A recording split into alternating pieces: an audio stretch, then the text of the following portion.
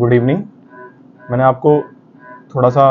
MRI के बारे में, एमआरआई स्पाइन के बारे में थोड़ा बताना चाहता हूँ कि ये पेशेंट हमारे पास आया है MRI spine, whole spine screening करवाने के लिए और एलएस स्पाइन करवाने के लिए। तो होल स्पाइन क्या स्क्रीनिंग का मतलब क्या होता है, टेक्निकल वर्ड में हटा के बताता हूँ इसको आपको नॉर्मल भाषा में, कि जो स्पाइन, अगर हम होल स्पाइन स्क्रीनिंग की बात कर रहे हैं तो वो स्पाइन जिसमें हम पूरी स्पाइन, जैसे सर्वाइकल ले लें, डॉर्सल ले लें, लंबर ले लें, ठीक है, ये पूरी ही स्पाइन को हम एक बार ले लें तो उसको कहते हैं स्क्रीनिंग, ठीक है, उस सैज में, ठीक है। अभी क्या है, ये गर्दन है, ये हमारी, ये पीठ का एरिया है और ये हमारी लंबर का, कमर का रीजन है। तो ये स्क्वेलेसिस जैसा दिख रहा है हमें, ठीक है, स्क्वेलेसिस दिख रहा है और आप देख रहे हैं ये बोन मल्टीपल जगह पे फ्यूज है, ठीक है, जिसकी वजह से इसको पेन कॉज हो रहा होगा सीवियर, ठीक है, क्योंकि ये जो डायरेक्शन है जो बहुत देख रहे हैं आप बाहर जा रही है, बाहर की तरफ। ऐसे सर्वाइकल, ऐसे स्पाइन नहीं होती है, कोई भी स्पाइन इतनी बाहर नहीं जाती है, उसका एक कर्व होता है प्रॉपर, इसीलिए इसका कर्व ज्यादा है, इसलिए हम अपनी मेडिकल टर्म में इसको स्पॉन्डोलाइसिस स्कोलेसिस बोल रहे हैं। और ये स्कोलेसिस है, ठीक है, ये बीमारी है एक तरह की, जिससे पेशेंट ठीक से इसको,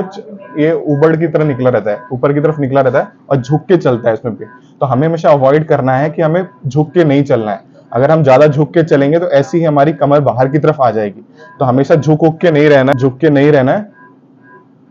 क्योंकि इससे ना हमारा क्या है, पेन कॉज हो जाएगा। जब हमारे एज होने लग जाएगी तो हमारी कमर पूरी तरह से बाहर आ जाएगी, जिससे पेन बहुत ज्यादा कॉज करेगा, ठीक है। तो ये सब ध्यान रखना है कि हमें जब एजेस में रहते हैं तो ये नहीं कि हम झुक के चला, तो हमें हमेशा क्या करना है, चिन और गर्दन हमेशा ऊपर की उठा के चलनी है,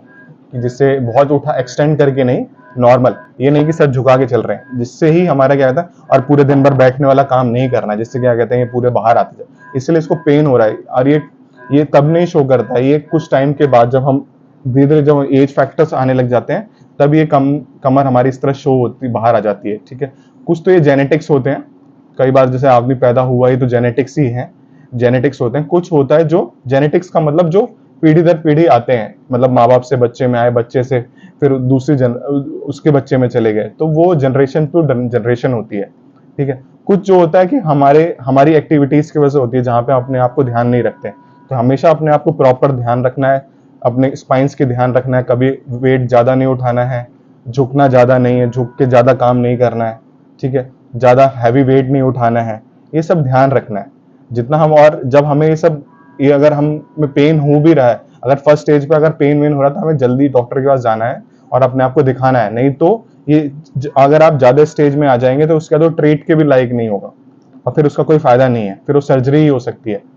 ठीक है। आपको पता है सर्जरी क्या होती है, उसके क्या एडवांटेज होते हैं, क्या उसका क्या नुकसान है और क्या वो रहता है। तो इसलिए हमेशा अपने आप के शरीर को ध्यान देना है। और अगर कोई दिक्कत हो और कुछ